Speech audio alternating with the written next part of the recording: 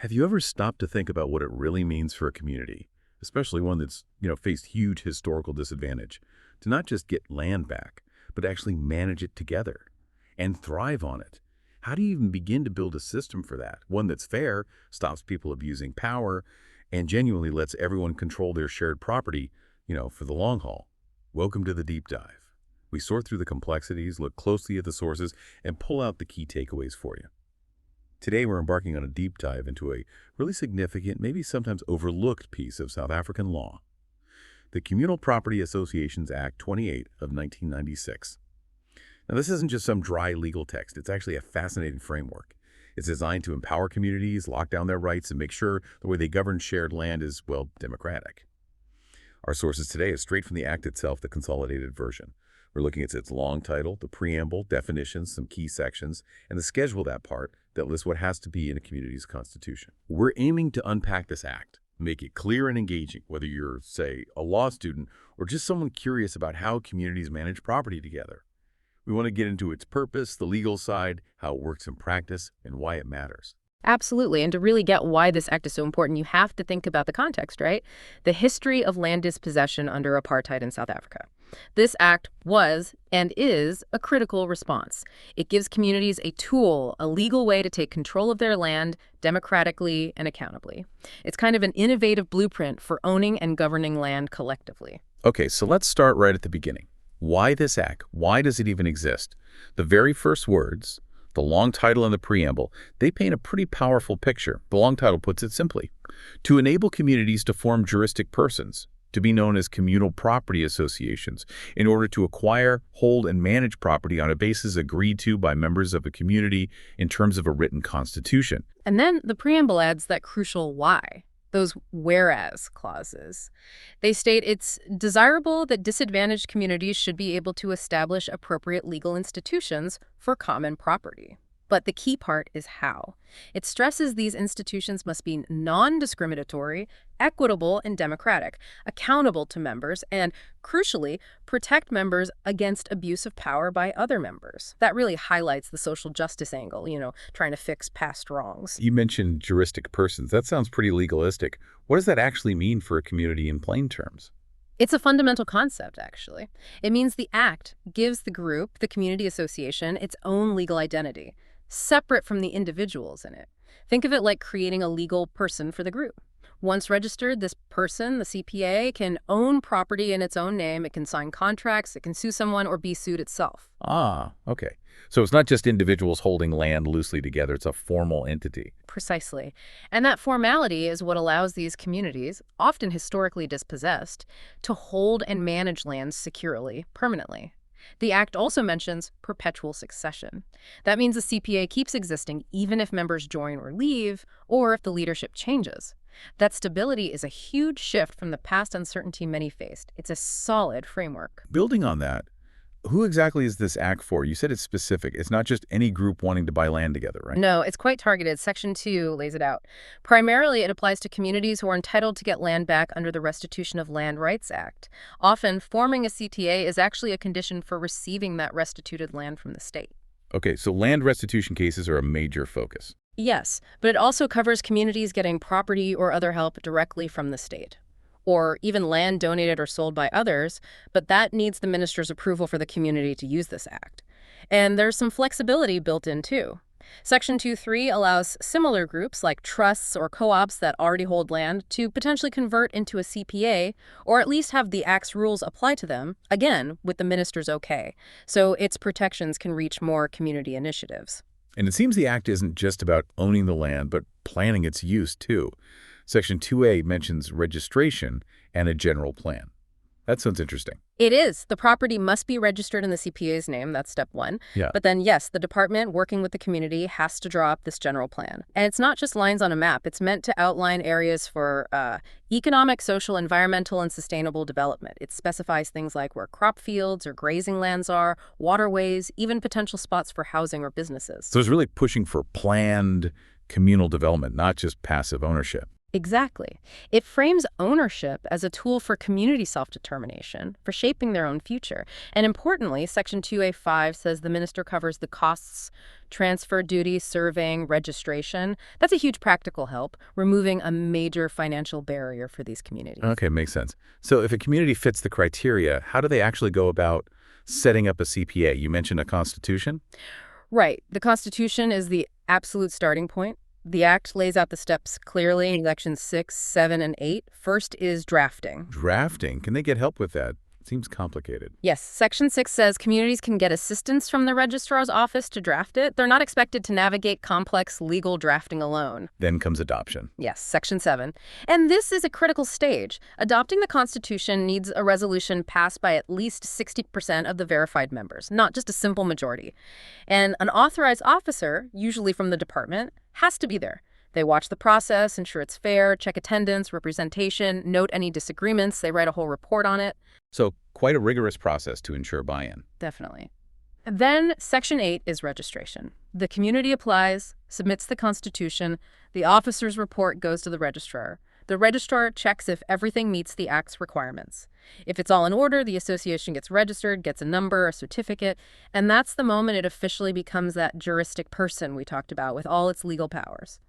And this Constitution, it's not just any document they write up, is it? Yeah. I remember you mentioning the schedule in Section 9. Precisely. The Act doesn't just say have rules.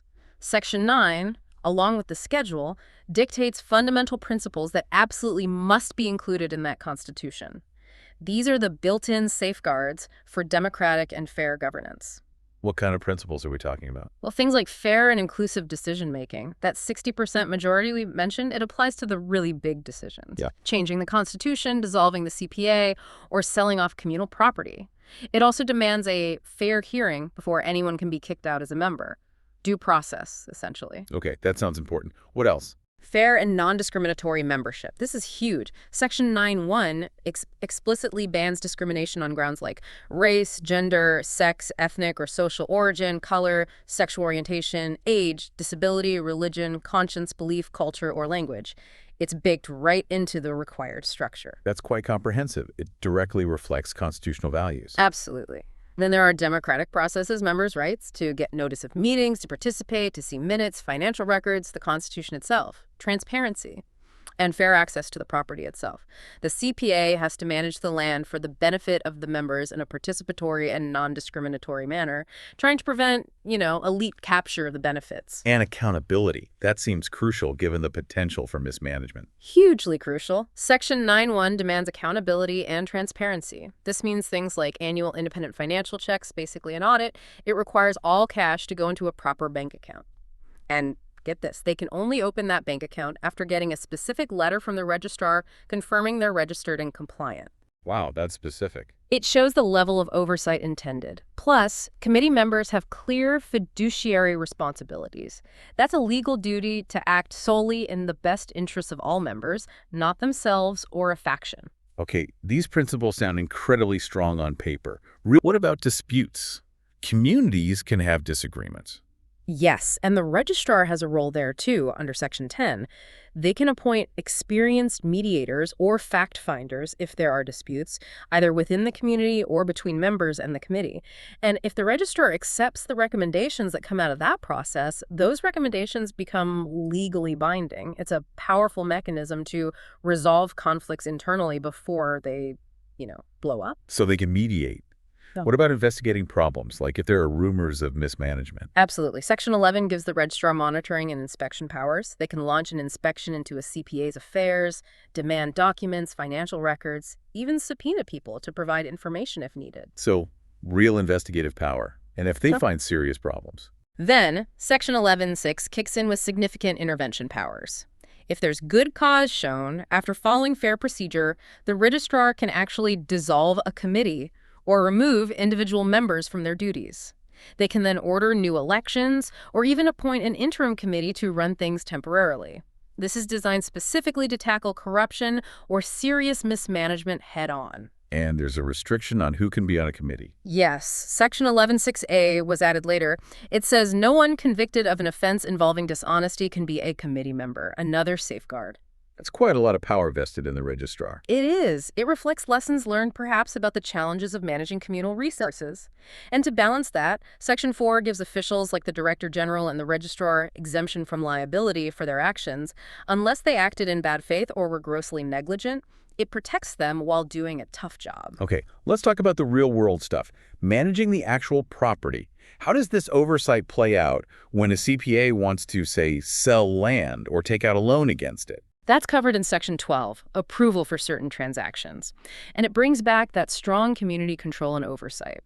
For major deals involving the immovable property of the land itself, like selling it, donating it, or mortgaging it, you need two things. That 60% resolution from verified members we discussed earlier, plus prior consultation with the minister. Consultation with the minister and the 60% vote. That's a high bar. It is. And there's another interesting bit. If a CPA does decide to sell its land, the department actually gets the first option to purchase it. Really? Why is that? It's likely another safeguard. It prevents perhaps historically significant land granted through restitution from easily passing out of community hands or state oversight into purely private commercial interests without review. It keeps the original purpose in view. Makes sense. What about other assets or leasing the land? Similar principles apply. For significant movable property, especially if state funds were used to buy it, you need registrar consent. For longer-term leases, again, registrar consent is needed based on whether the terms are reasonable. And if a CPA tries to do one of these deals without getting the required consent, Section 12(3) says those transactions are voidable. The registrar can step in if a member complains and potentially have the deal annulled. So, real consequences for trying to bypass the rules. Exactly. It directly links back to that preamble goal, protecting members from abuse of power, especially around the community's most valuable asset, the land. And the Act seems to back this up with penalties, too. Section 14, offenses. Oh, yes, the Act definitely has teeth. Section 14 lists serious offenses. Things like committee members breaching the Constitution by giving someone unauthorized rights to use property, or abusing their fiduciary duty, deliberately acting against members' interests, messing with the finances contrary to the Constitution, or even obstructing officials doing inspections or destroying records. And the penalties. They can be severe, a fine or imprisonment for a period not exceeding 10 years or to both. It sends a clear message about the seriousness of managing communal assets responsibly. What happens if a CPA just completely fails? Maybe it's bankrupt or hopelessly mismanaged? Section 13 covers that. Administration, liquidation, and deregistration. If things are really bad insolvency, proven maladministration, or if it's just generally fair and equitable to do so, a court can step in. The court can place the CPA under the registrar's administration, basically putting the registrar in charge for a period. Or, in the worst cases, it can grant a liquidation order, winding up the association. It's a last resort, but it protects the underlying assets for the community. And even dissolving a CPA requires community consent. Yes, deregistration still needs that 60% resolution from members. The power ultimately rests with the community for the big decisions, even ending the CPA's existence. And how is all this tracked? Is there public accountability for how the system itself is working? There is. Section 17 requires the Director General of the department to provide an annual report to the minister, which then gets tabled in Parliament. This report has to detail how many CPAs were registered, deregistered, any disputes handled, any placed under administration, any offenses prosecuted, and even appeals made under the Act. So it provides public oversight on how the whole system is functioning. Appeals, by the way, generally go to the minister under Section 16. Okay, so we've covered a lot of ground here, from the historical reasons behind the Act, through setting up a CPA, the importance of the Constitution, the strict rules for governance and finance, all the way to the registrar's oversight and the consequences for breaking the rules. It really is a comprehensive piece of legislation. What's fascinating, I think, is how it knits together elements of property law, administrative law, and core constitutional rights like non-discrimination to create this very specific legal tool for communal ownership. Yeah. And it's not static, right? The fact that it's been amended several times shows it's a living law, adapting to the challenges faced on the ground over the years, trying to stay effective. So, thinking about our listeners, what does this all mean for you? Well, if you're maybe a law student looking at different legal models, or honestly just anyone interested in how communities can actually practice collective self-governance and achieve some economic power, especially after periods of injustice, This deep dive into the CPA Act gives you a really powerful case study. It's legislation trying hard to not just assign rights, but to build a workable structure for a more equitable future. It does leave you with some important questions, though, doesn't it? Like, how do we make sure the spirit of an act like this is fully realized? Not just the letter of the law, but the real empowerment it aims for. And what are those ongoing difficulties in finding the right balance? That balance between necessary state oversight to prevent abuse and genuine community autonomy, letting people manage their own affairs and resources, that's a constant tension, I imagine. Indeed. It's a reminder that the Communal Property Associations Act is much more than just paragraphs on a page. It's really a testament to this ongoing, complex effort in South Africa to define, secure, and make real the promise of collective land rights as the country continues to shape its future.